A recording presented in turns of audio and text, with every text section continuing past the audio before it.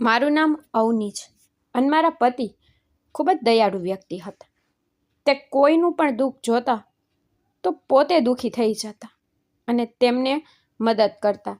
એક દિવસ તે અચાનક તેમની બહેનની દીકરીને ઘરે લાવ્યા અને કહ્યું કે આ આપણી સાથે રહેશે. તે ગામથી આવી હતી અને ખૂબ જ ભોળી હતી. મેં આનો ફાયદો ઉઠાવ્યો અને તેને ઘરનું કામ સોંપી દીધું. એક દિવસ મારા ઘરેણાં ચોરાઈ ગયા. તેથી બીજો વિચાર કર્યા વિના મેં બધું તે છોકરી પર દોષી ઠેરવ્યું અને તેને જેલમાં મોકલી દીધી. પણ પછી મારી દીકરી ઘરે આવી. તે હમણાં જ એક પાર્ટીમાંથી પાછી આવી હતી અને બાથરૂમમાં ગઈ હતી. મેં તેની બેગમાં એક કાગળની રસીદ જોઈ જે મેં મારી પાસે રાખી હતી. મેં તેની બેગ ખોલી અને રસીદ જોઈ અને હું ચોંકી ગઈ. પછી હું ઝડપથી તે માસૂમ છોકરીને ઘરે પાછી લાવવા પોલીસ સ્ટેશન ગઈ. જ્યારે મેં જોયું કે પોલીસ ઓફિસર, શું તે તારું મન ગુમાવી દીધું છે? ના, હું અવની શર્મા છું અને મારા કૂતરાઓ પર બ્રાન્ડેડ ખોરાક ખાય છે અને તું મને સસ્તા વેચાણમાંથી કપડાં ખરીદવાનું કહી રહી છું. મને ત્યાંથી મારા ચપ્પલ પણ મળે નહીં. હું ફોન પર વાત કરતી વખતે મારા ડ્રોઈંગ રૂમમાં હતી અને મારી બોલવાની રીત ખૂબ જ અલગ હતી. મારા અવાજમાં એક અમીર વ્યક્તિની કઠોરતા અને ઘમંડ હતો. નેના મારી જૂની મિત્ર હતી અને જ્યારે તેણીએ મને બજારમાં એક નાના વેચાણ વિશે કહ્યું અને મને ત્યાં કેટલાક કપડાં ખરીદવા કહ્યું, ત્યારે મને ખૂબ ગુસ્સો આવ્યો. કારણ કે હું આવા નાના વેચાણમાં જતી નહોતી. મારી પાસે પૈસાની કોઈ કમી નહોતી. તેથી હું આવા નાના વેચાણમાંથી કપડાં ખરીદતી નહોતી. પછી તેણીને થોડા શબ્દો કહ્યા પછી મેં ફોન કાપી નાખ્યો અને મારા મોંઘા સોફા પર બેઠી. મારું નામ અવની હતું અને હું આ શહેરના સૌથી પ્રખ્યાત ઉદ્યોગપતિની પત્ની હતી અને અમારું ઘર કોઈ 5 સ્ટાર હોટેલથી ઓછું નહોતું. મારા પતિનું નામ સંજય વર્મા હતું અને તે ખૂબ જ પ્રખ્યાત ઉદ્યોગપતિ હતા. આ આખા શહેરમાં એવું કોઈ નહોતું જે તેમને ઓળખતું ન હોય. તે ખૂબ જ આદરણીય અને જાણીતા હતા. અમારા જીવનમાં કોઈની કમી નહોતી. સંપત્તિ, શહેર, આદર, નોકરો, બંગલો, કાર, અમારી પાસે બધું જ હતું. મારી એક જ પુત્રી હતી, તન્વી, જે શહેરની ટોચની યુનિવર્સિટીમાં અભ્યાસ કરતી હતી. મેં મારી દીકરીને ક્યારેય કોઈ વસ્તુની કમી રહેવા દીધી નહીં. તે જે કંઈ પણ માંગે તે હું તેની સામે મૂકી દેતી. કારણ કે હું માનતી હતી કે પૈસા ખર્ચવા માટે જ હોય છે. હું મારી એકમાત્ર દીકરીને ખૂબ પ્રેમ કરતી હતી. મારા માટે તે બધું જ હતી અને હું તેની દરેક ઈચ્છા પૂરી કરવી જરૂરી માનતી હતી. આનાથી તન્વી ખૂબ જ ઘમંડી અને હઠીલી બની ગઈ. મારી જેમ તે પણ તેના ઉચ્ચ દરજા અને આધુનિક જીવન પર ખૂબ ગર્વ અનુભવતી હતી. અમે બંને મા પુત્રી સામાન્ય લોકોને તો જંતુઓ સિવાય કંઈ ન માનતા હતા. હંમેશા તેમની સાથે નોકર જેવું વર્તન કરતા હતા. અમારા જીવન અમારા માટે નક્કી કરેલા નિયમો અનુસાર સંપૂર્ણ અને શાંતિપૂર્ણ હતું. પરંતુ પછી મારા એક સમયના ચમકતા જીવનમાં એક તોફાન આવ્યું, જેનાથી મારા ઘરની બધી શાંતિ છીનવાઈ ગઈ. તે સાંજે હું મારા રૂમમાં બેઠી હતી. થોડા દિવસ પહેલાં ખરીદેલા હીરાના દાગીનાની પ્રશંસા કરી રહી હતી. જ્યારે સંજય કામ પરથી ઘરે પાછા ફર્યા, તેના પગલાં સાંભળીને હું હસી અને હોલમાં દોડી ગઈ. પરંતુ જ્યારે મેં તેને જોયા ત્યારે મારા ચહેરા પરથી સ્મિત ગાયબ થઈ ગયું. સંજય તે દિવસે એકલા ઘરે આવ્યા ન હતા. તે પોતાની સાથે એક યુવાન છોકરી લાવ્યા હતા. તે ત્યાં ઊભી હતી. ફક્ત ઘસાઈ ગયેલા સુતરાઉ કપડાં પહેરેલા હતા. માથે ગંદી ચાદર હતી. અડધો ચહેરો ઢંકાયેલો હતો. તે એટલી ડરેલી દેખાતી હતી કે તે જમીન પરથી ઉપર જોઈ શકતી નહોતી. તેણે કાદવથી લથપથ પ્લાસ્ટિકના ઘસાઈ ગયેલા ચંપલ પહેરેલા હતા અને તેના હાથમાં કાપડની થેલી હતી જેમાં કદાચ તેનો સામાન હતો. તેને જોતાં જ મને ખબર પડી ગઈ કે તે કદાચ કોઈ ગામડાની હશે. હું ચોંકી ગઈ અને મારા પતિ તરફ ગુસ્સાથી જોયું. સંજયે મારી તરફ જોયું અને મારો મતલબ સમજી ગયા. તેણે ઊંડો શ્વાસ લીધો અને કહ્યું, અવની, આ મારી એકમાત્ર બહેનની દીકરી છે અને તેનું નામ સિયા છે. મેં ફરીથી મારા પતિ તરફ જોયું. મને યાદ આવ્યું કે સંજયની એક મોટી બહેન હતી જે ગામમાં રહેતી હતી અને થોડા વર્ષો પહેલાં તેનું અવસાન થયું હતું. સંજયે આગળ કહ્યું, સિયા તેની દાદી સાથે ગામમાં રહેતી હતી, પણ ગઈકાલે જ તેની દાદીનું પણ અવસાન થયું અને હવે તેનું આપણા સિવાય આ દુનિયામાં કોઈ નથી. કેટલાક ગામ લોકોએ મને તેના વિશે કહ્યું, તેથી હું ત્યાં ગયો અને તેને અમારી સાથે રહેવા ઘરે લઈ આવ્યું. આ સાંભળીને એવું લાગ્યું કે મારા પગ નીચેથી જમીન સરકી ગઈ છે. તે શું કહી રહ્યા છે તે હું માની શકતી ન હતી. હું કોઈ પણ સંજોગોમાં આ ગામડાની છોકરીને અમારા વૈભવી ઘરમાં પ્રવેશવા દેવા તૈયાર નહોતી. હું સંજય પાસે ગઈ, તેનો હાથ પકડીને તેને મારા રૂમમાં લઈ ગઈ. મેં ગુસ્સાથી તેને કહ્યું, શું તમે પાગલ છો? તમે આ અભણ, અજ્ઞાની છોકરીને મારા ઘરમાં લાવ્યા છો અને તેને લાવતા પહેલાં તમે મને પૂછવાનું પણ તસદી લીધી નહીં. તેણે મારી સામે જોયું અને કહ્યું, અવની, તે મારી પોતાની બહેનની દીકરી છે. તે મારું લોહી છે. હું તેને ઘરે ઘરે ભટકતી કેવી રીતે છોડી શકું? મેં હાર ન માની અને તેને કહ્યું, અમે તેનો બધો ખર્ચ ઉઠાવીશું, પણ અમે તેને હોસ્ટેલમાં ખસેડીશું અથવા ગામમાં તેના કોઈ સંબંધીને પૈસા આપીશું જેથી તે તેમની સાથે રહે. જો તે આ ઘરમાં રહેશે તો મારા આધુનિક મિત્રો સામે મારું શું માન રહેશે? જો તેમને ખબર પડે કે મારા ઘરમાં એક અભણ, અજ્ઞાની ગામડાની છોકરી રહે છે અને જો કોઈને આકસ્મિક રીતે ખબર પડી જાય કે તે તમારી બહેનની દીકરી છે તો તે મારા માટે શરમજનક હશે. તે સમાજમાં કેવી રીતે રહેશે? પણ સંજયે મારી વાત સાંભળી નહીં. તેને ગુસ્સાથી મને ચૂપ કરી દીધી અને પોતાનો નિર્ણય જાહેર કરતાં કહ્યું કે અવની, સિયા અમારી સાથે અમારા ઘરમાં રહેશે. તે કોઈ અજાણી વ્યક્તિ નથી. તે મારી ભત્રીજી છે અને હું હવે આ વિશે દલીલ કરવા માંગતો નથી. સંજયનો ગુસ્સો જોઈને હું ચૂપ થઈ ગઈ, પણ સંજયે મારી વાત સાંભળી નહીં અને કદાચ તે જ કારણ હતું કે હું તે અનાથ છોકરીને નફરત કરી શકું. મને એવું લાગ્યું કે કોઈએ ચમકતા મહેલ પર કાદવ ફેંક્યો છે. સિયા ખૂબ જ સરળ અને શાંત છોકરી હતી. તે આખો દિવસ તેના નાના રૂમમાં બંધ રહેતી, જે મેં તેને ઘરના દૂર ખૂણામાં આપ્યો હતો જેથી તે મહેમાનોની નજરથી દૂર રહે. જ્યારે પણ તે તેના રૂમમાંથી બહાર નીકળતી ત્યારે તેની આંખો નીચી હોતી. તે મારી દીકરી તન્વી સાથે બિલકુલ વાત કરતી નહીં કે તે ક્યારેય અમારા કહેવાનો જવાબ આપતી.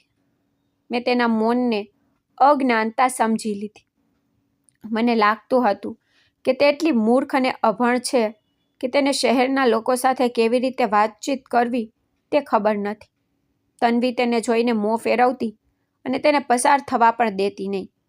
હું ઘણીવાર તેને ટોણો મારતી અને તેના જૂના કપડાની મજાક ઉડાવતી, જ્યારે હું જાણી જોઈને મારી દીકરીની પ્રશંસા કરતી અને તેના આધુનિક કપડાં વિશે તેની સાથે વાત કરતી. કહેતી કે કેટલાક લોકો આ બ્રાન્ડેડ નામ પણ જાણતા નથી, પરંતુ તે મારા કોઈ પણ વાતનો ક્યારેય જવાબ આપતી નહીં. ફક્ત થોડું હસતી અને માથું નીચું કરતી. તેના નમેલા માથા અને હળવા સ્મિતથી મને વધુ ગુસ્સો આવતો. મને લાગ્યું કે તે અમારાથી ઈર્ષા કરતી હતી. થોડા દિવસો આ રીતે પસાર થયા પછી મને સમજાયું કે હું આ છોકરીને મફત ખોરાક કમાવા માટે ઘરમાં રાખી શકતી નથી. મારું ઘર કોઈ અનાથ આશ્રમ નથી જ્યાં કોઈ પણ આવીને રહી શકે અને હું તેમને મફતમાં ખવડાવી શકું. મારા મનમાં એક વિચાર આવ્યો. અમારી વૃદ્ધ નોકરાણી જે ઘણા વર્ષોથી અમારા ઘરમાં કામ કરતી હતી, તે વૃદ્ધ થઈ રહી હતી. તેથી મેં બહાનું કાઢ્યું કે તે હવે યોગ્ય રીતે કામ કરી શકતી નથી અને તેને હવે કામ પર આવવાની જરૂર નથી. મેં તેને કાઢી મૂકી. પછી મેં સિયાને બોલાવી અને કડક અવાજે કહ્યું, જો સિયા, જો તું આ ઘરમાં રહેવા માંગતી હોય તો તારે કામ કરવું પડશે. જો અમારી નોકરાણી ચાલી ગઈ અને અમને આટલી જલ્દી કોઈ નોકરાણી મળી શકતી નથી અને તું આખો દિવસ તારા રૂમમાં ફસાઈ ગઈ છે, આ રીતે તને થોડી મજા આવશે? તારે ફક્ત ઘર સાફ કરવું પડશે અને આપણા બધા માટે રસોઈ બનાવવી પડશે. અને યાદ રાખ, હું કોઈ પણ કામમાં કોઈ પણ પ્રકારની બેદરકારી કે ભૂલ સહન નહીં કરું. મને લાગ્યું કે તે રડશે, મારી સામે ભાંગી પડશે અને પછી સંજય ઘરે આવશે ત્યારે મારી ફરિયાદ કરશે. આ મારી માટે યોગ્ય તક હશે. હું સંજય પર થોડો ગુસ્સો બતાવીશ અને તેને કહીશ કે આ છોકરીને આપણા ઘરમાંથી કાઢી મૂકે. હું તેને આ ઘરમાં હવે સહન કરી શકતી નથી. હું તકની રાહ જોતી હતી, પરંતુ તે મારી આશા મુજબ ન બન્યું. છોકરીએ એક પણ શબ્દ ન બોલ્યો. તેને મારી તરફ જોયું. તેની આંખોમાં એક વિચિત્ર ચમક જે હું સમજી શકતી ન હતી. તેણીએ ખૂબ જ નરમ અવાજમાં હા પાડી અને ઘરની બધી જવાબદારી ઉપાડી લીધી. અને હું તેના મૌનથી આશ્ચર્યચકિત થઈ ગઈ. બીજા જ દિવસથી ઘરનો આખો નજારો બદલાઈ ગયો. સિયા દરરોજ સવારે 6 વાગ્યે ઉઠતી અને આખા ઘરને સાફ કરતી, બધું ચમકતું કરતી. પછી તે સંજય માટે નાસ્તો બનાવતી. તે જાગે તે પહેલાં ટેબલ પર મૂકતી. લંચ અને ડિનર પણ સમયસર તૈયાર થઈ જતું અને મને સ્વીકારવાની ફરજ પડી કે તેની રસોઈમાં એક અનોખો સ્વાદ હતો જે સંજયને ગમતો. તે હંમેશા ડિનર ટેબલ પર તેની પ્રશંસા કરતા. ઓ સિયા, તું ખૂબ સારી રસોઈ બનાવે છે. તારો ખોરાક મારી મા જેવો જ સ્વાદ ધરાવે છે. તેના માટે તેની પ્રશંસા સાંભળીને મને ઈર્ષા થતી અને હું ક્યારેય તેની પ્રશંસા કરતી નહીં. હંમેશા વિચારતી કે તેના દરેક કામમાં ખામી કેવી રીતે શોધવી.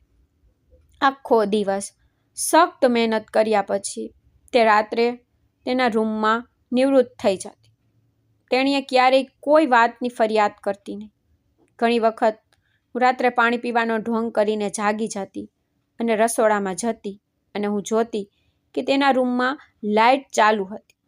હું મુખ્ય દરવાજામાંથી ડોકિયું કરતી અને જોતી કે તે મોડી રાત સુધી જાગતી રહેતી, જાડા જૂના પુસ્તકો વાંચતી. મને લાગતું હતું કે તે અભણ હશે, પરંતુ તે કદાચ તેના ગામમાં 5મા ધોરણ સુધી જ ભણી હશે. મેં ક્યારેય તેના વિશે પૂછ્યું નહીં કે મેં તેના પર વધારે ધ્યાન આપ્યું નહીં અને મને હસવું આવ્યું કે આ અભણ છોકરી આટલા જાડા પુસ્તકો કેવી રીતે વાંચી શકે છે. મને લાગ્યું કે તે ફક્ત સમય પસાર કરવા માટે વાંચી રહી છે. તે દિવસો દરમિયાન મારી પુત્રી તન્વીની માંગણીઓ વધવા લાગી. તેના કેટલાક યુનિવર્સિટી મિત્રો વિદેશ પ્રવાસનું આયોજન કરી રહ્યા હતા અને તે લાંબા સમયથી તેના મિત્રો સાથે તેનું આયોજન કરી રહી હતી અને તે તેમની સાથે જવાનો આગ્રહ રાખવા લાગી.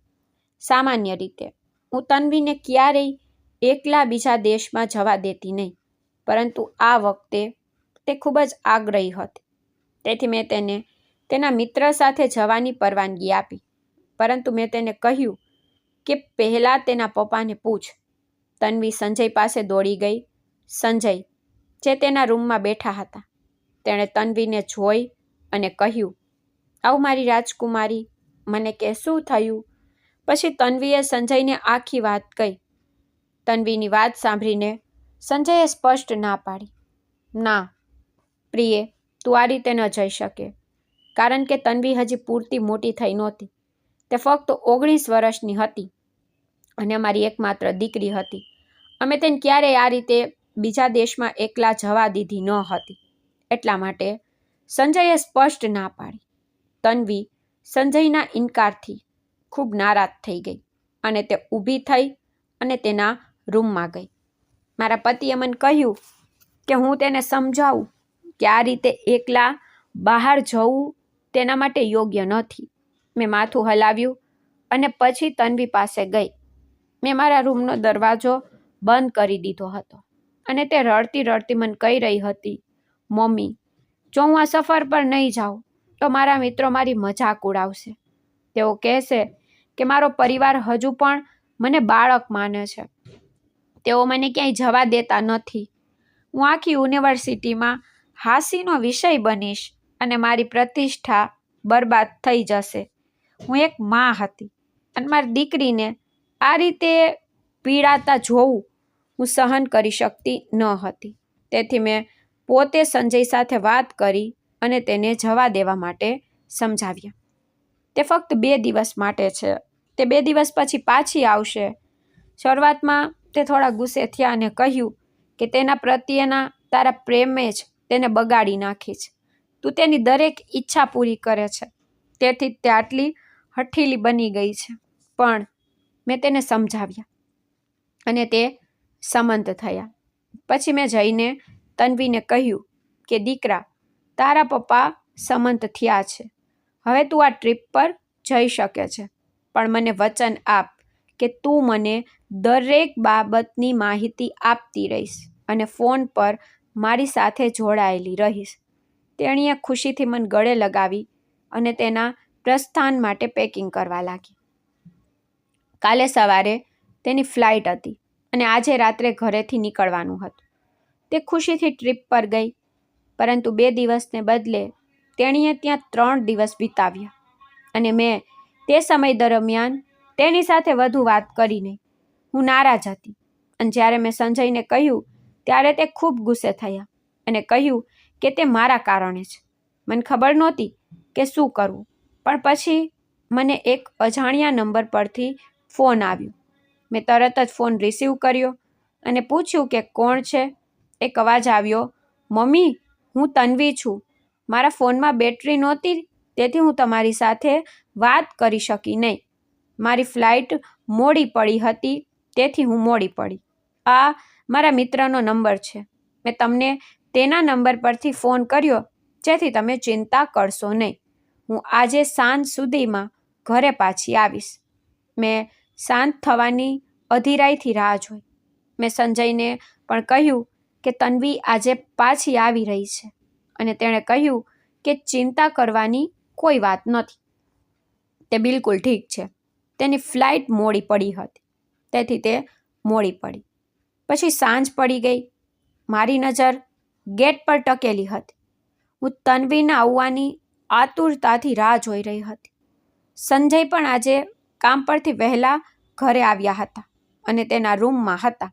બસ તન્વી દોડીને આવી અને મને ગળે લગાવી. તેને જોઈને મને રાહત થઈ. મેં સંજયને ખુશીથી બૂમ પાડી, સંજય, જલ્દીથી બહાર આવો. જુઓ, આપણી દીકરી આવી ગઈ છે. મારો અવાજ સાંભળીને સંજય હોલમાં આવ્યા અને તન્વીને પૂછ્યું, શું થયું જાન? તારી સફર 2 દિવસની થવાની હતી, તું 3 દિવસ કેવી રીતે લઈ શકે? તન્વીએ સમજાવ્યું કે તેની ફ્લાઇટ મોડી પડી હતી, તેથી તેને આવવામાં થોડો સમય લાગ્યો. સંજયે તેને કંઈ કહ્યું નહીં. ઠીક છે, તું થાકી ગઈ હશે, જા અને આરામ કર. પછી મને મારા મિત્રનો ફોન આવ્યો, તેથી હું તેની સાથે વાત કરવામાં વ્યસ્ત થઈ ગઈ અને બીજા દિવસે હું હોલમાં ચા પીતી બેઠી હતી. મારા પતિ જે છોકરીને પહેલાં ઘરે લાવ્યા હતા તે ઘર સાફ કરી રહી હતી. હું ત્યાં બેઠી તેને જોઈ રહી. તેને સાવધાન રહેવા કહ્યું. જો, ત્યાં હજુ પણ ધૂળ છે, તેને બરાબર સાફ કર. તેણીએ મારી તરફ જોયું, પછી થોડું સ્મિત કર્યું અને તેના કામ પર પાછી ફરી. તેના આવા સ્મિતથી મને વધુ ગુસ્સો આવ્યો. તે ટેબલ તરફ જતી હતી. તેનો હાથ મારા ખૂબ જ મોંઘા ફૂલના કુંડાને સ્પર્શ્યો, જે ફ્લોર પર તૂટી ગયો. કાચનો ફૂલનો કુંડ જે મેં 6 મહિના પહેલાં બીજા દેશમાં એક મિત્ર પાસેથી મંગાવ્યો હતો, તે ફૂલના કુંડા પડવાનો અને તૂટવાનો અવાજ આખા ઘરમાં ગૂંજતો રહ્યો, જેનાથી તે ટુકડા થઈ ગયો. આ સાંભળીને હું એટલી ગુસ્સે થઈ કે મારી સહન શક્તિની બહાર હતી. મેં ચા પીતી હતી તે ટેબલ પર મૂકી ઊભી થઈ છોકરી પાસે દોડી ચીસો પાડી, શું તું આંધળી જ? શું તે આ જાણી જોઈને કર્યું? મેં ગુસ્સાથી તેની સામે જોયું. સિયા ગભરાઈ ગઈ અને તેની આંખોમાં આંસુ આવી ગયા. તે રડી પડી અને મને વિનંતી કરી, કૃપા કરીને મને માફ કરી દો. મેં ખૂબ મોટી ભૂલ કરી. મેં તે જોયું નહીં. કૃપા કરીને મને માફ કરો. મેં આ જાણી જોઈને કર્યું નથી. રડતા રડતા તે ફ્લોર પરથી કાચના ટુકડા ઉપાડવા લાગી, પણ મેં તેની અવગણના કરી અને ગુસ્સાથી બૂમ પાડી, શું તારા મગરના આંસુ મને મારો મોંઘો ફૂલનો કુંડો પાછો આપશે? તારા જેવી અભણ ગામડાની છોકરી આટલી મોંઘી વસ્તુની કદર કેવી રીતે કરી શકે? તે ફક્ત માટીના કુંડા જોયા છે. તે આ બધું જાણી જોઈને કર્યું છે ને? તને અમારી ભવ્યતાની ઈર્ષા થાય છે. સિયા વારંવાર માથું હલાવતી અને આંસુથી સમજાવતી કે તેને આવું કંઈ વિચાર્યું પણ નહોતું, પણ તે ક્ષણે મને ગુસ્સો ભભૂકી રહ્યો હતો અને કંઈ પણ મને શાંત કરી શક્યું નહીં. મેં તેના પર એટલી કઠોરતાથી બૂમ પાડી, તેની ગરીબી વિશે એટલી ધૃણાસ્પદ મજાક કરી કે તે તેના આંસુ લૂછીને તેના રૂમમાં દોડી ગઈ. મને લાગ્યું કે મેં મારો બધો ગુસ્સો તેના પર ઠાલવી દીધો છે. ઘણા દિવસો સુધી મેં તેને જોઈ ન હતી. તે મારી સાથે બરાબર વાત પણ કરતી નહોતી અને તે આખો દિવસ મારી નજર ટાળીને કામ કરતી, મશીનની જેમ કામ કરતી હતી. આ દરમિયાન અમારા ઘરે ખુશ ખબર આવી. મારા મોટા ભાઈની દીકરીના લગ્ન નક્કી થઈ ગયા હતા અને તેઓ ખૂબ જ ઝડપથી લગ્નનું આયોજન કરી રહ્યા હતા. અમારા પરિવાર માટે તે એક ભવ્ય લગ્ન થવાના હતા. ઘણા અગ્રણી ઉદ્યોગપતિઓ હાજર રહેવાની અપેક્ષા રાખતા હતા અને હું લગ્નની તૈયારીઓમાં ખૂબ જ વ્યસ્ત થઈ ગઈ. આખા લગ્નમાં મારે શ્રેષ્ઠ દેખાવાનું હતું, કારણ કે મારા ભાઈના સાસરિયાઓ પણ ખૂબ જ અમીર હતા. હું કોઈની સામે મારો દેખાવ ઓછો થવા દેવા માંગતી ન હતી. શહેરના અગ્રણી ફેશન ડિઝાઇનરે મારા અને મારી દીકરી બંને માટે સુંદર કપડાં ડિઝાઇન કર્યા હતા. ઘર ફેશન ડિઝાઇનર્સ, બ્યુટિશિયન અને મહેમાનોથી સતત ગુંજી રહ્યું હતું. એવું લાગતું હતું કે લગ્ન મારા ભાઈની દીકરીના નહીં, પણ મારી પોતાની દીકરીના છે. અને તે છોકરી કામમાં વધુ વ્યસ્ત હતી. મહેમાનો હંમેશા આવતા રહેતા હતા અને તેને બધા માટે ચા અને નાસ્તો બનાવવો પડતો હતો અને તે જ બધાનું ભોજન બનાવતી હતી. મેં એક ક્ષણ માટે પણ વિચાર્યું નહોતું કે તે આ બધા ઘરકામથી થાકી જશે. એક માણસ તરીકે તે આરામ કરવાને પાત્ર હતી. મારું સંપૂર્ણ ધ્યાન લગ્નની તૈયારીઓ પર હતું. પછી મને યાદ આવ્યું કે મેં થોડા દિવસ પહેલાં જ કેટલાક નવા હીરાના સેટ ખરીદ્યા હતા અને મારી પાસે ખૂબ જ સુંદર ડિઝાઇનનો સોનાનો સેટ પણ હતો. જો હું લગ્નમાં તે ઘરેણાં પહેરું તો હું અલગ દેખાઈશ અને બધા મંત્રમુગ્ધ થઈ જશે. લગ્ન માટે ફક્ત 2 કે 3 દિવસ બાકી હતા. તન્વી સવારથી તેના મિત્રો સાથે બહાર હતી અને સંજય ઓફિસ ગયા હતા. તે સમયે હું મારા રૂમમાં એકલી બેઠી હતી. મેં વિચાર્યું કે હું મારો શેટ અને લગ્નની ભેટ તરીકે મેં તેની સાથે રાખેલા સોનાના સિક્કા કબાટમાંથી કાઢીશ અને ખાતરી કરીશ કે બધું બરાબર છે. ધીમે ધીમે ચાલતા, વાળમાં હાથ ફેરવતા હું કબાટ પાસે ગઈ અને હસતા હસતા લોકર પરનો પાસવર્ડ દાખલ કર્યો. હળવી ત્રાળ સાથે ભારે દરવાજો ખુલ્યો. મેં અંદર પહોંચીને દાગીના તપાસ્યા પછી જ્યારે મેં અંદર જોયું ત્યારે મારા ચહેરા પર જે સ્મિત હતું તે અદૃશ્ય થઈ ગયું. લોકર સંપૂર્ણપણે ખાલી હતું.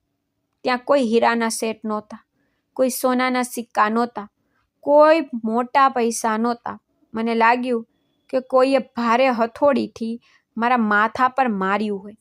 મારો શ્વાસ ફૂલાવા લાગ્યો અને બેચેનીથી મેં કબાટમાંથી બધા કપડાં બહાર ફેંકી દીધા અને મારા જૂતાની પેટી અને અંદરની દરેક વસ્તુ ફ્લોર પર ફેંકવાનું શરૂ કર્યું. મેં પાગલ થઈને આખા કબાટમાં, પછી મારા આખા રૂમમાં શોધખોળ કરી, પણ મને મારા લાખો અને અબજોના સેટ ક્યાંય મળ્યા નહીં. હું માથું પકડીને ફ્લોર પર બેઠી. મને લાગ્યું કે હું ચીસો પાડી રહી છું. મારું આખું શરીર ધ્રુજી રહ્યું હતું અને મારી આંખોમાંથી આંસુઓ વહી રહ્યા હતા. મારો અવાજ સાંભળીને તે છોકરી જે કદાચ હજુ પણ રસોડામાં કામ કરી રહી હતી મારા રૂમમાં દોડી ગઈ અને દરવાજા પર અટકી ગઈ. તે ગભરાઈ ગઈ. તેના નિર્દોષ ચહેરા પર ભય સ્પષ્ટ દેખાઈ રહ્યો હતો. શું થયું? તમે આમ જમીન પર કેમ બેઠા છો? મને કહો, તમે કેમ રડી રહ્યા છો? તમને શું થયું છે? તે મારી પાસે આવી મારા ખંભા પર હાથ મૂકીને મને દિલાસો આપવાનો પ્રયાસ કર્યો, પણ મારી આંસુથી ભરેલી આંખોએ તેનો ચહેરો જોયો કે તરત જ એવું લાગ્યું કે મારા મનમાં ચાલી રહેલા હજારો પ્રશ્નોનો જવાબ તે જ છે. મારા મનમાં એક જ વાત આવી કે મારી દીકરી અને મારા પતિ સિવાય તે આ ઘરમાં એકમાત્ર છોકરી હતી જે બહારથી આવી હતી. તે ગરીબ, લાચાર હતી અને મને થોડા દિવસ પહેલાં તે મોંઘા ફૂલદાની તોડવાનું યાદ આવ્યું કે મેં આ છોકરીનું અપમાન કર્યું હતું અને કદાચ તેથી જ તેને મારા પર બદલો લેવા માટે મારા કિંમતી ઘરેણાં ચોરી લીધા હતા. હવે મને ખાતરી થઈ ગઈ હતી કે આ નિર્દોષ દેખાતી છોકરી નિર્દોષ નહોતી, પણ ખૂબ જ ચાલાક અને કપટી હતી, જેણે પહેલી તક મળતા મારા પર બદલો લીધો હતો. મેં એક જોરદાર ઝટકાથી સિયાનો હાથ હલાવ્યો. મેં મારી બધી શક્તિથી બૂમ પાડી, મારી પાસેથી દૂર જા. મને તારા જેવી ચોર અને ખરાબ છોકરીનો પડછાયો પણ સ્પર્શ ન થવો જોઈએ. સિયા આ સાંભળીને ચોંકી ગઈ અને પાછળ હટીને ધીમેથી અને રડતા સ્વરે બોલી, તમે શું કહી રહ્યા છો? મેં શું કર્યું છે? શું મેં કંઈ ખોટું કર્યું છે? મેં મારા વિખરાયેલા વાળ પાછળ ધકેલી દીધા અને બૂમ પાડી, નાટક બંધ કર છોકરી. તે મારા લોકરમાંથી કિંમતી ઘરેણાં ચોરી લીધા છે. તું ચોર છે. મને શરૂઆતથી જ તારા પર શંકા હતી અને તું મને યોગ્ય નહોતી લાગી. જ્યારે તારા જેવી અસંસ્કારી ગામડાની છોકરીઓ આટલા મોટા અને વૈભવી ઘરમાં આવે ત્યારે તેમના ઈરાદા ભ્રષ્ટ થવાના જ છે. તે મારા દાગીના ચોરી લીધા અને તું તેને લઈને ભાગી જવા માંગતી હતી જેથી તું વૈભવી જીવન જીવી શકે. સિયાની આંખોમાં આંસુ આવી ગયા અને તેને હાથ જોડીને કહ્યું, ભગવાનની ખાતર મારા પર આવા ગંદા અને ગંભીર ગુનાનો આરોપ ના લગાવો. મેં તમારી પાસેથી કંઈ લીધું નથી. મને ખબર પણ નથી કે તમારા દાગીના અને પૈસા ક્યાં રાખવામાં આવ્યા છે. હું આખો દિવસ ઘરકામમાં વ્યસ્ત રહું છું, પણ એ છોકરી પરનો મારો ગુસ્સો અને બદલો લેવાની ઈચ્છા મને એટલી ગુસ્સે કરી રહી હતી કે હું સ્પષ્ટ રીતે વિચારી શકતી નહોતી અને તે કંઈ પણ કહે તે સાંભળવા માંગતી નહોતી. રડતી અને ચીસો પાડતી મેં મારો ફોન ઉપાડ્યો અને સંજયને ફોન કર્યો. રડતી અને ચીસો પાડતી મેં તેને કહ્યું કે ઘરે એક મોટી ચોરી થઈ છે. મારા લોકરમાંથી બધા ઘરેણાં અને પૈસા ગાયબ છે. મારા શબ્દોથી ગભરાઈ ગયેલા સંજયે કહ્યું, ચિંતા કરશે નહીં, હું તરત જ ઘરે આવી રહ્યો છું. પછી તે પોતાનું ઓફિસનું કામ છોડીને સીધા ઘરે આવ્યા. સંજયનો ફોન કાપી નાખ્યા પછી મેં 1 મિનિટ પણ બગાડી નહીં અને પોલીસને ફોન કર્યો.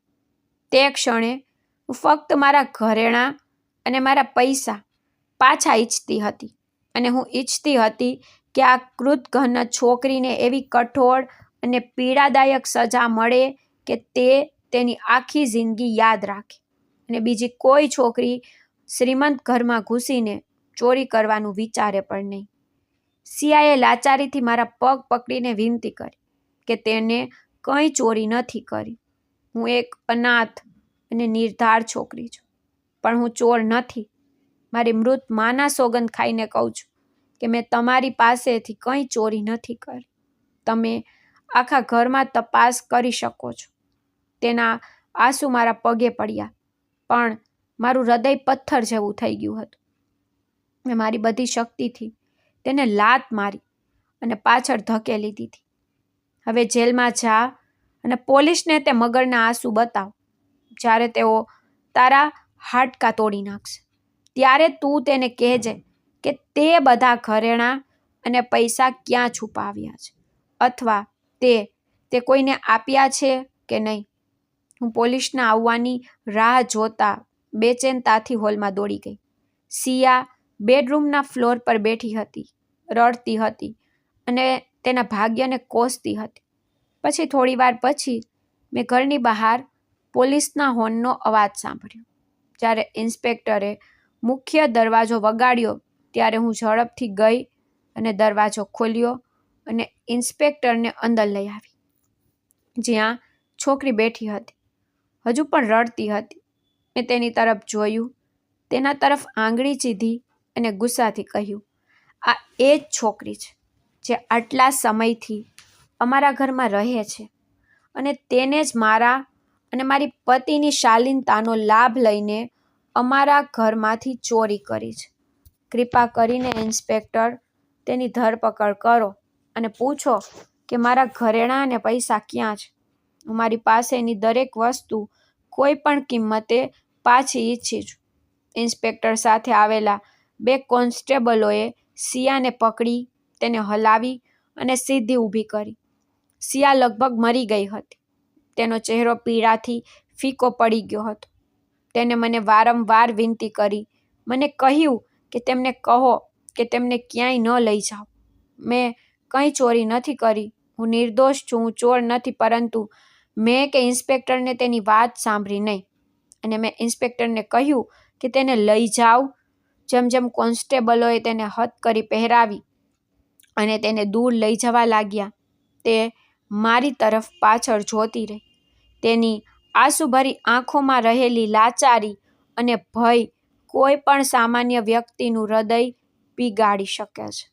પણ તે ક્ષણે હું મારા અભિમાન અને ગુસ્સાથી એટલી બધી ડૂબી ગઈ હતી કે મેં કોઈની વાત સાંભળવાનો ઇનકાર કરી દીધો. મેં પોલીસને કડક શબ્દોમાં કહ્યું કે તેને જેલમાં ધકેલી દો. તેઓ એટલા કઠોળ હોવા જોઈએ કે તે સત્ય કહેવાની ફરજ પડે. ઇન્સ્પેક્ટરે સાથે આવેલા 2 કોન્સ્ટેબલ તેને પોતાની કાર તરફ ખેંચવા લાગ્યા. સિયાના રડવાનો અવાજ આખા ઘરમાં ગૂંજ્યો, પણ મને કોઈ દયા ન આવી. તેઓ તેને કારમાં બેસાડી ગયા અને પોલીસની ગાડી જતાની સાથે જ મેં ઊંડો શ્વાસ લીધો અને એક વિચિત્ર રાહતનો અનુભવ કર્યો. મને લાગ્યું કે મેં યુદ્ધ જીતી લીધું છે અને ચોરને પકડી લીધો છે. હવે મને મારા બધા ઘરેણાં અને પૈસા પાછા મળશે. મને લાગ્યું કે મેં મારી બુદ્ધિથી મારી જાતને એક મોટી આફતથી બચાવી લીધી છે. હું મારા રૂમમાં પાછી ગઈ અને વેરવિખેર વસ્તુઓ ભેગી કરવાનું શરૂ કર્યું, જેથી સંજય આવે તે પહેલાં હું તેને વ્યવસ્થિત કરી શકું. પરંતુ મને ખ્યાલ નહોતો કે હજુ એક મોટું તોફાન આવવાનું બાકી છે અને મારા અભિમાન અને તે અનાથ છોકરીને ત્રાસ આપવા બદલ મને આકરી સજા ભોગવવી પડશે. મેં તે વિશે વિચાર્યું પણ નહોતું. મારા પતિ ઘરે પાછા ફર્યા પછી મેં થોડા કપડાં લીધા, કબાટમાં મૂકી દીધા. હું દોડીને હોલમાં ગઈ, તેનો હાથ પકડીને મારા રૂમમાં લઈ ગઈ. મેં તેને બેસાડ્યા, ઊંડો શ્વાસ લીધો અને થોડીવાર પહેલાં બનેલી બધી વાત કહી, જેમાં મેં પોલીસને ફોન કર્યો હતો અને સિયાની ધરપકડ કરાવી હતી. જેથી તે ચોરાયેલી વસ્તુઓ પાછી મેળવી શકે. આ સાંભળીને સંજયનો ચહેરો ગુસ્સાથી લાલ થઈ ગયો. બેઠા સંજય ઊભા થઈ ગયા. તેણે ગુસ્સાથી મને કહ્યું, અવની, તું પાગલ છે? તું આ કેવી રીતે કરી શકે? તે અનાથ છોકરીને કોઈ સબૂત વિના પોલીસને સોંપી દીધી. તારી પાસે શું સબૂત છે કે તેને ચોરી કરી? તારી સંપત્તિના અભિમાનથી આંધળી થઈને તે મારી બહેનની દીકરીનું સન્માન બગાડ્યું.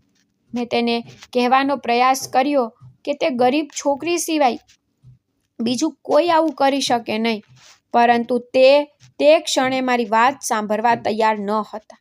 તેને પોતાની કારની ચાવીઓ ઉપાડી અને સિયાને ઘરે પાછી લાવવા માટે હમણાં જ પોલીસ સ્ટેશન જઈ રહ્યા હતા. તે જતાં જતાં તેણે મને કહ્યું કે જો તે છોકરીને કંઈ થયું તો તે મને ક્યારેય માફ નહીં કરે. સંજયે મને આ કહ્યું અને ચાલ્યા ગયા.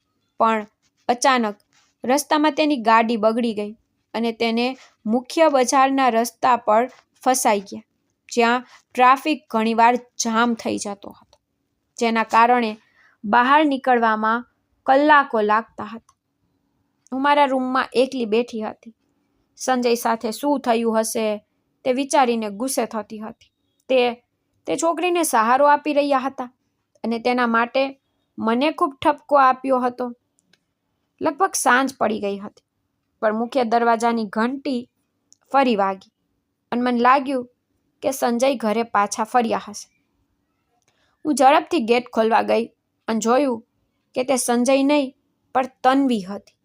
તે આખી સવારથી તેના મિત્રો સાથે બહાર ગઈ હતી અને હમણાં જ પાછી આવી હતી. પણ હું તેને જોઈને થોડી ચિંતિત થઈ ગઈ, કારણ કે તેનો ચહેરો સંપૂર્ણ રીતે નિસ્તેજ હતો. તેના કપાળ પર પરસેવાના મણકા હતા. તે ખૂબ જ ગભરાયેલી દેખાતી હતી અને તે મારી નજર પણ ટાળી રહી હતી. મેં તેનો હાથ પકડીને પૂછ્યું, તન્વી, શું થયું? તું આટલી ચિંતિત કેમ લાગે છે? તારા મિત્રો સાથે તારી બહાર ફરવાની મજા કેવી રહી? તેણીએ નજર નીચી કરી અને યોગ્ય જવાબ ન આપતા કહ્યું, મમ્મી, મને થોડું માથું દુખે છે. હું સૂવા માંગુ છું. આટલું કહીને તે ઉતાવળમાં તેના રૂમમાં ગઈ અને હું ત્યાં જ ઊભી રહી ગઈ, આશ્ચર્યથી તેની સામે જોઈ રહી, કારણ કે તે સવારે ઘરેથી બિલકુલ સારી બહાર ગઈ હતી. મેં વિચાર્યું, કદાચ તે થાકી ગઈ હશે. હું તેને થોડો સમય આરામ કરવા દઈશ અને પછી તેની સાથે વાત કરીશ. અને થોડી વાર પછી હું તેની ખબર કાઢવા તેના રૂમમાં ગઈ. તન્વી તે સમયે તેના રૂમમાં નહોતી. તે વોશરૂમમાં ગઈ હતી. વોશરૂમમાંથી પાણી વહેવાનો અવાજ સંભળાઈ રહ્યો હતો. હું તેના પલંગ પર બેઠી અને તેની રાહ જોતી રહી. પછી મારી નજર અચાનક તન્વીના હેન્ડબેગ પર પડી, જે તેને આકસ્મિક રીતે બેડ પર ફેંકી દીધી હતી. તેમાંથી એક નાનો કાગળ દેખાઈ રહ્યો હતો. તેને જોઈને મેં વિચાર્યું, કદાચ તન્વીએ કોઈ ખરીદી કરી હશે. આ તેનું બિલ છે. પછી મને ખબર નથી કે મેં શું વિચાર્યું. મેં તેની બેગ ઉપાડી અને રસીદ જોઈ. મેં તે વાંચતા જ મારા પગ નીચેથી જમીન સરકી ગઈ. મારી આંખો પહોળી થઈ ગઈ. મેં હમણાં જે જોયું તે જોઈને મને વિશ્વાસ જ ન થયો. રસીદ કોઈ બ્યુટિશિયન કે શોપિંગ બિલની નહોતી. તે એક પ્રખ્યાત સ્વર્ણકારની દુકાનની હતી અને તેના પર મારા હીરાના સેટ અને સોનાના સેટનું વજન અને કિંમત લખેલી હતી. તે મારા ઘરેણાંની રસીદ હતી, જે આજે વહેલી સવારે અમારા ઘરમાંથી ચોરાઈ ગયા હતા. સૌથી ચોંકાવનારી વાત એ હતી કે રસીદ પર આજની તારીખ લખેલી હતી. વેચનારના નામને બદલે મારી પુત્રી તન્વીનું નામ અને તેનો પોતાનો ફોન નંબર લખેલો હતો. તેના પર લખેલી રકમ એટલી મોટી હતી કે આપણે આના જેવું બીજું ઘર ખરીદી શક્યા હોત. પરંતુ આ ફોટા પર લખેલા પૈસા હજુ સુધી વેચનારના ખાતામાં ટ્રાન્સફર થયા નહોતા. રસીદમાં જણાવ્યું હતું કે દાગીના હજુ સુધી યોગ્ય રીતે ચકાસવામાં આવ્યા નથી. અને આ પુરાવો હતો કે હીરાનો સેટ અને સોનાના સેટ મારા પોતાના ઘરમાંથી બીજા કોઈએ નહીં, પણ મારી પોતાની પુત્રીએ ચોરી કર્યા હતા. આટલું ગહેરું સત્ય મને પ્રગટ થયું હતું. આ બધું જોઈને મારું મન સદબદ થઈ ગયું. હું રસીદ તરફ જોતી રહી. પણ તન્વીએ આવું કેમ કર્યું તે વિશે કંઈ કહી શકી નહીં. તેને કઈ મજબૂરીએ ચોરી કરવા માટે મજબૂર કરી હું સમજી શકી નહીં. એટલામાં જ તન્વી બાથરૂમમાંથી બહાર આવી.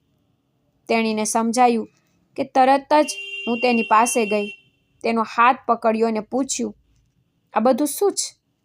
તારે તારા ઘરમાંથી ચોરી કરવાની કઈ મજબૂરી હતી? તે ગભરાઈ ગઈ અને મારી નજર ટાળીને બોલી, ના મમ્મી, મેં એવું કંઈ કર્યું નથી. તમે શું વાત કરી રહ્યા છો? મને ખબર નથી. તેથી મેં તેના ગાલ પર જોરથી થપ્પડ મારી, તેને રસીદ બતાવી અને કહ્યું, મને સાચું કે, આ શું ચાલી રહ્યું છે? તે આવું કેમ કર્યું? તન્વી રડવા લાગી અને જમીન પર બેઠી. આંસુઓ રોકી ન શકાય. તે એક ક્ષણ માટે મૌન રહી. પછી રડતી રડતી બોલી, મમ્મી, મેં તે હીરાનો સેટ અને સોનાનો સેટ ચોરી લીધો અને હું આજે સવારે તેને વેચવા ગઈ હતી. હું ખૂબ જ પરેશાન છું. તેને આ રીતે રડતી જોઈને હું એક ક્ષણ માટે ડરી ગઈ. મેં તેને પૂછ્યું, મને કે, શું ખોટું છે? હવે જૂઠું ના બોલ, હું સત્ય સાંભળવા માંગુ છું. પછી તન્વીએ મને કહ્યું કે મમ્મી, હું થોડા દિવસ પહેલાં મારા મિત્રો સાથે ટ્રીપ પર ગઈ હતી. મારા એક મિત્રએ મને ત્યાં પ્રપોઝ કર્યું હતું. તેનું નામ વિનય છે, પણ મેં બધાની સામે તેની મજાક ઉડાવી અને કહ્યું કે શું તું મને સારી રીતે ઓળખતો નથી? મારું નામ તન્વી શર્મા છે અને હું તારા જેવા વ્યક્તિનો પ્રપોઝલ સ્વીકારીશ? તને લાગે છે તું સ્વપ્ન જોઈ રહ્યો છે? તું મારો મિત્ર છે, મિત્ર તરીકે રહે. તારી મર્યાદા ઓળંગવી તારા માટે સારું નહીં હોય. આટલું કહીને હું મારા મિત્રો સાથે મારા રૂમમાં ગઈ અને તે રાત્રે પાર્ટીની તૈયારી શરૂ કરી. તૈયાર થયા પછી હું પાર્ટીમાં ગઈ અને મારા મિત્રો સાથે ખૂબ મજા કરી. પછી તે છોકરો મારી પાસે આવ્યો અને કહ્યું, માફ કરજે તન્વી, મેં તને વિચાર્યા વિના પ્રપોઝ કર્યું. મારે એવું ન કરવું જોઈતું હતું. મને માફ કરજે અને ચાલો જે બન્યું તે ભૂલી જઈએ અને પહેલાંની જેમ મિત્રતા ચાલુ રાખીએ. મેં તેની તરફ જોયું અને તેને કહ્યું, આ લે, હું તારા માટે થોડો જ્યુસ લાવ્યો છું, આ પી લે. હું નાચવાથી કંટાળી ગઈ હતી, તેથી મેં તેના હાથમાંથી જ્યુસ લીધો અને પીધો. પણ મને ખબર નહોતી કે તે મારા પર બદલો લેવા માટે ત્યાં આવ્યો છે. આ બધા પાછળ તેની એક સુનિયોજિત રણનીતિ હતી. મેં જ્યુસ પીધો કે તરત જ મને થોડા ચક્કર આવવા લાગ્યા. તે છોકરો મારી પાસે આવ્યો, મારો હાથ પકડીને કહ્યું, હું જોઉં છું તું થાકી ગઈ છે ને, ચાલ હું તને તારા રૂમમાં છોડી દઈશ. તે મને મારા રૂમમાં નહીં પણ તેના રૂમમાં લઈ ગયો અને તેના ફોન પર મારો અયોગ્ય ફોટો લઈ ગયો. તે સમયે હું સંપૂર્ણપણે બેભાન હતી. સવારે જ્યારે હું જાગી ત્યારે મારું માથું દુખાવાથી ધબકતું હતું. મને સમજાતું નહોતું કે હું ત્યાં ક્યારે અને કેવી રીતે પહોંચી. પછી હું મારા રૂમમાં ગઈ, ફ્રેશ થઈ અને પછી મારી એક મિત્ર આવી અને મને કહ્યું કે આપણે રાત્રે ઘરે જવા નીકળવું પડશે. અમારી સફર પૂરી થઈ ગઈ હતી અને ગઈકાલે રાત્રે તું ક્યાં હતી? અમે તને ઘણી શોધી પણ તું મળી નહીં. તું અચાનક ક્યાં ગઈ હતી? તેથી મેં વિચાર્યું કે મારે તેને કહેવું જોઈએ કે મને કંઈ યાદ નથી. સવારે ઉઠીને હું વિનયના રૂમમાં હતી અને મને સમજાયું નહીં કે હું ત્યાં કેવી રીતે પહોંચી. પણ પછી મેં નક્કી કર્યું કે ના, હું આ વિશે કોઈને નહીં કહું. જો હું કોઈને કહીશ તો તેઓ મને ખોટી સમજી શકે છે. મેં શાંતિથી ઘરે પાછા ફરવા માટે પેકિંગ શરૂ કરી. મેં તમને તેના ફોનથી ફોન કર્યો અને પછી ઘરે જવા માટે ફ્લાઇટ પકડી. પરંતુ થોડા દિવસો પછી મને એક અજાણ્યા નંબર પરથી એક મેસેજ મળ્યો જેમાં મારો તે અયોગ્ય ફોટો મોકલવામાં આવ્યો. જે ક્ષણે મેં મેસેજ ખોલ્યો, મારા પગ નીચેથી જમીન સરકી ગઈ. મને લાગ્યું કે મારું બધું બરબાદ થઈ ગયું છે. તે ફોટો જોઈને હું પાગલ થઈ ગઈ. હું ભાંગી પડી. તેમાં લખ્યું હતું, જો તું નથી ઈચ્છતી કે તારો આ ફોટો વાયરલ થાય તો મારા ખાતામાં 1 કરોડ જમા કરાવ. અને જો તું આ વિશે કોઈને કહેવાનો કે તારા પરિવારને કહેવાનો પ્રયાસ કરશે તો તું જાણે છે કે તારી સાથે ખરાબ થશે. જો તને તારા અને તારા પરિવાર માટે સહેજ પણ માન હશે તો તું બરાબર એ જ કરશે જે હું તને કહી રહ્યો છું. મને કંઈ સમજાતું નહોતું અને હું એટલી બધી ગુસ્સે હતી કે હું કોઈને તેના વિશે કહી શકતી નહોતી. અને મને તે અજાણ્યા નંબર પરથી મેસેજ આવતા રહ્યા. મમ્મી, હું ખૂબ ડરી ગઈ હતી. મેં વિચાર્યું, જો મારો આ ફોટો વાયરલ થઈ જશે તો ભૂલથી પણ હું બરબાદ થઈ જઈશ અને હું તમારી પાસેથી આટલા પૈસા માંગી પણ શકતી નહોતી, કારણ કે તમે મને ક્યારેય આટલા પૈસા આપત નહીં અને તમે લગ્નની તૈયારીઓમાં વ્યસ્ત હતા. તેથી હું કંઈ સમજી શકી નહીં. તે દિવસે મેં તમને તમારા રૂમમાં બેઠેલા તમારા હીરાના દાગીનાને જોતા જોયા. તો મેં વિચાર્યું કેમ ન ચોરીને વેચી દઉં અને તે વ્યક્તિને મારો ફોટો ડિલીટ કરવા માટે પૈસા આપીશ.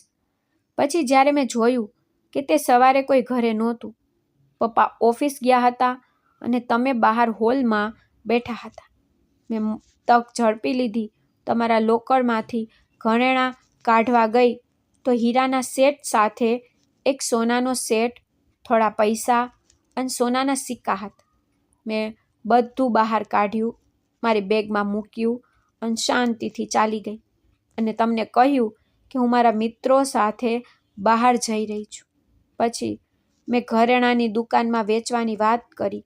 તેઓએ મને પૂછ્યું, તેની રસીદ ક્યાં છે? આ ચોરીનો માલ તો નથી ને?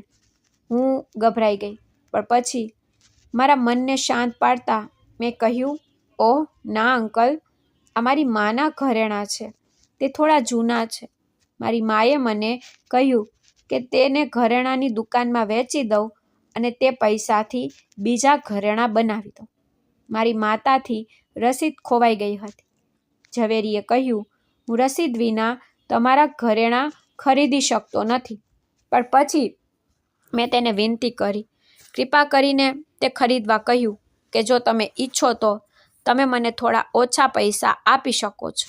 આ સાંભળીને ઝવેરીએ કહ્યું કે જો તમે એવું જ કહી રહ્યા છો તો સારું, હું ઘરેણાં ખરીદીશ અને નકલી રસીદ બતાવીશ, પણ પછી તને અડધી કિંમત મળશે.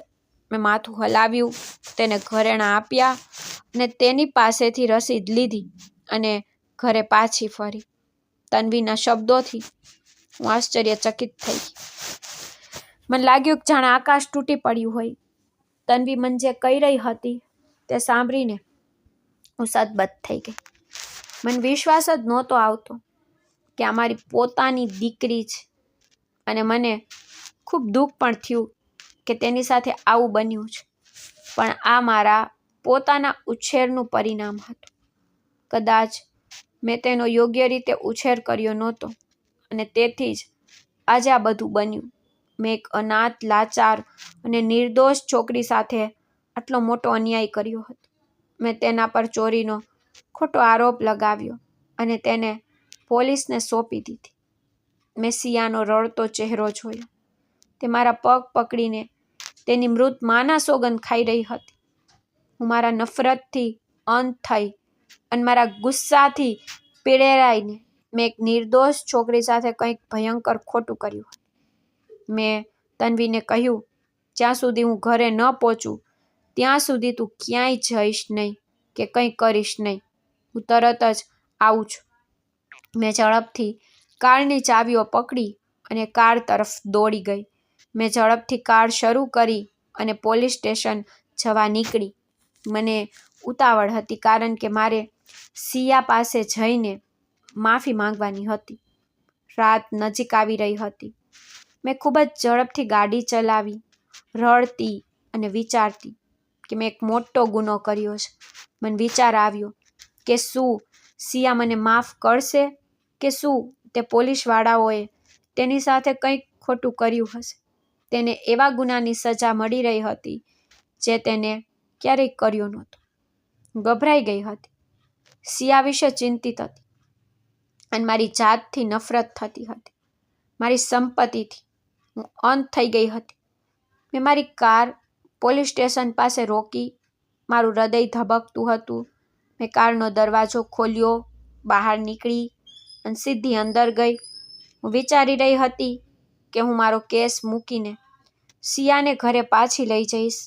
બધું બરાબર મેં કલ્પના કરી હતી એવું ત્યાં કંઈ નહોતું. ભયાનક શાંતિ હતી અને બધું ખૂબ જ શાંત લાગતું હતું.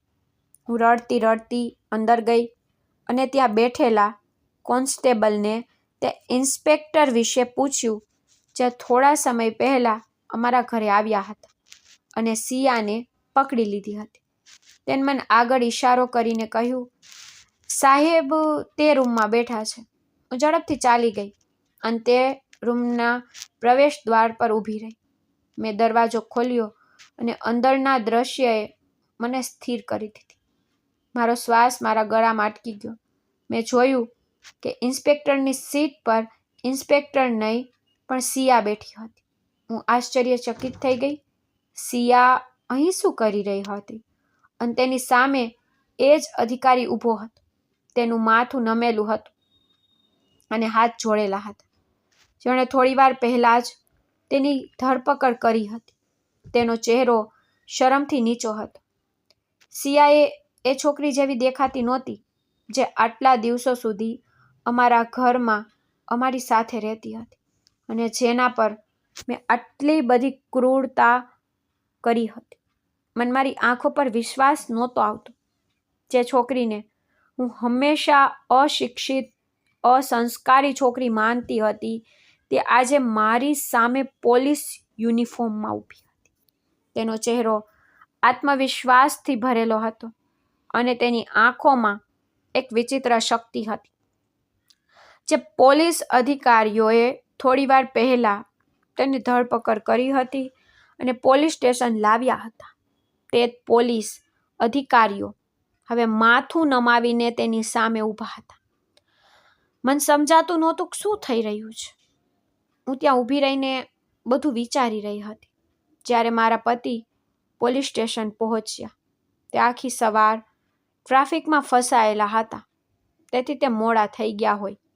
મને જોતાં જ તેને ધીમે ધીમે મારી પાસે આવીને કહ્યું, એવું લાગે છે કે તું હવે સત્ય જાણે છે. તેને ઊંડો શ્વાસ લીધો અને કહ્યું, હું તને આ બધું ઘણા સમય પહેલાં કહેવા માંગતો હતો, પણ હું યોગ્ય સમયની રાહ જોઈ રહ્યો હતો. તેને ઉમેર્યું, તે કોઈ અભણ, અજ્ઞાની ગામડાની છોકરી નથી. તે મારી બહેનની દીકરી છે. મારી બહેનના અવસાન પછી તે સંપૂર્ણપણે એકલી હતી. તે પછી મેં તેને શિક્ષિત કરવાનો અને તેને પોતાના પગ પર ઊભી કરવાનો નિર્ણય લીધો. તેને આગળ સમજાવ્યું કે જ્યારે મારી બહેનનું અવસાન થયું ત્યારે સિયા તેની દાદી સાથે ગામમાં રહેતી હતી. તેણીએ ત્યાં પોતાનો અભ્યાસ ચાલુ રાખ્યો. તે ખૂબ જ મહેનતુ હતી અને હંમેશા કંઈક પ્રાપ્ત કરવા માંગતી હતી. તેણીએ તેનું ગ્રેજ્યુએશન પૂર્ણ કર્યું અને પછી યુપીએસસીની તૈયારી શરૂ કરી. જ્યારે તેની દાદીનું પણ અવસાન થયું ત્યારે ગામ લોકોએ મને જાણ કરી. તેથી હું તેને શહેરમાં લઈ આવ્યો. હું જાણતો હતો કે તને ગરીબ લોકો પસંદ નથી, તેથી મેં તને વધારે કહ્યું નહીં. હું ફક્ત ઈચ્છતો હતો કે તે શિક્ષણ મેળવે અને જીવનમાં કંઈક પ્રાપ્ત કરે. તેથી મેં તેને શક્ય તેટલી મદદ કરી. તેણીએ દિવસ રાત સખત મહેનત કરી અને આખરે યુપીએસસીની પરીક્ષા પાસ કરીને આજે તે પોલીસ અધિકારી છે. મારા પતિએ કહ્યું, હું તને આ બધું પહેલાં કહેવા માંગતો હતો, પણ સિયાએ મને મનાઈ કરી હતી. સિયા પોતાની મહેનતથી કંઈક પ્રાપ્ત કર્યા પછી જ બધાને સત્ય કહેવા માંગતી હતી. આ સાંભળીને મને મારી જાત પર ખૂબ શરમ આવી. મને સમજાયું કે મેં કેટલી મોટી ભૂલ કરી છે. તરત જ સિયા પાસે ગઈ, તેના આગળ ઘૂંટણીએ પડીને તેના પગ પકડ્યા. મારી આંખોમાં આંસુ આવી ગયા. મેં રડતા રડતા કહ્યું, માફ કર મારી દીકરી, મેં તારા વિશે ખૂબ ખોટું વિચાર્યું. મેં તને સમજ્યા વિના પણ તારું અપમાન કર્યું. મને ખબર નહોતી કે તું આટલી મહેનતુ અને સક્ષમ છોકરી છે. મેં ખૂબ મોટી ભૂલ કરી છે. સિયાએ તરત જ મને ઉપાડી અને મને ગળે લગાવી. તેના ચહેરા પર કોઈ ગુસ્સો નહોતો, પણ સાચી માનવતા હતી. તેને ધીમેથી કહ્યું, તમારે મારી પાસે માફી માંગવાની જરૂર નથી. જે બન્યું તે જાણી જોઈને નહોતું. ક્યારેક આપણે લોકોને ખ્યાલ વિના પણ ગેરસમજ કરી લઈએ છીએ. આ સાંભળીને મારું હૃદય વધુ ફૂલી ગયું. મને લાગ્યું કે તે ખરેખર એક મહાન વ્યક્તિ છે. થોડી વાર પછી મેં હિંમત ભેગી કરીને તેને કહ્યું કે સિયા, મારે તારી સાથે એક મહત્વપૂર્ણ વાત કરવી છે. મારી દીકરી તન્વી ખૂબ જ મુશ્કેલીમાં છે. એક છોકરો તેને હેરાન કરી રહ્યો છે. તેની પાસે મારી દીકરીના કેટલાક અભદ્ર ફોટા પણ છે અને તે તેને બ્લેકમેલ કરી રહ્યો છે. મેં તેને કહ્યું, મને ખૂબ ડર લાગે છે. મને ખબર નથી પડતી કે શું કરવું. હું ઈચ્છું છું કે તું તે છોકરાને શોધી કાઢ અને તેને સજા કર, જેથી મારી દીકરીનું સન્માન બચી શકે. સિયાએ ધ્યાનથી સાંભળ્યું. તેને મને ખાતરી આપી કે હવે મારે ડરવાની જરૂર નથી. તેને કહ્યું કે જ્યાં સુધી તે જીવતી છે ત્યાં સુધી તે ક્યારેય કોઈ છોકરી સાથે કંઈ ખોટું થવા નહીં દે. તે પછી તે ઘરે ગઈ. પહેલાં તન્વી સાથે વાત કરી. તેને હળવાશથી સાંત્વના આપી. સમજાવ્યું કે સત્ય કહેવું એ સમસ્યાનો ઉકેલ લાવવાનો એકમાત્ર રસ્તો છે. શરૂઆતમાં તન્વી ખૂબ જ ડરી ગઈ, પરંતુ સિયાએ તેને ખાતરી આપી કે બધું સારું થઈ જશે. પછી તન્વીએ તેને બધું કહ્યું. તેણે સમજાવ્યું કે છોકરો લાંબા સમયથી તેને હેરાન અને બ્લેકમેલ કરી રહ્યો હતો. તન્વીએ સિયાને પણ તે છોકરાનો નંબર આપ્યો. સિયાએ તરત જ નંબરથી તપાસ શરૂ કરી. તેણીએ નંબરની ચેટ્સ તપાસી અને કોલ રેકોર્ડિંગ્સ મેળવ્યા. પછી તેની ટીમની મદદથી તેણીએ નંબરનું સ્થાન ટ્રેક કર્યું. થોડા જ સમયમાં તેઓએ છોકરાનું ઠેકાણું શોધી કાઢ્યું. સિયા તરત જ તેની ટીમ સાથે તે જ જગ્યાએ દોડી ગઈ જ્યાં છોકરો છુપાયેલો હતો. જ્યારે પોલીસ આવી ત્યારે છોકરો ગભરાઈ ગયો. તેને શું કરવું તે મૂંઝવણમાં હતો. સમય બગાડ્યા વિના સિયાએ તેને સ્થળ પર જ પકડી લીધો. તેના ફોનની તપાસ કરવામાં આવી અને બધી ચેટ અને સબૂત મળી આવ્યા. બધા સબૂતોના આધારે તેને જેલમાં મોકલી દેવામાં આવ્યો. જ્યારે મને આ સમાચાર મળ્યા ત્યારે મારી આંખોમાં રાહતના આંસુ આવી ગયા. મને લાગ્યું કે મારી દીકરીનું જીવન ફરીથી સુરક્ષિત થઈ ગયું છે. તે દિવસે મેં એક મહાન પાઠ શીખ્યો. હું સમજી ગઈ કે કોઈ પણ વ્યક્તિનું મૂલ્યાંકન તેના કપડાં કે તેની જીવનશૈલીથી ન થવું જોઈએ. તેની સાચી ઓળખ તેના હૃદય અને મહેનતથી પ્રગટ થાય છે. જે છોકરીને હું એક સમયે અભણ માનતી હતી તે મારી દીકરીનું સૌથી મોટી રક્ષક બની ગઈ.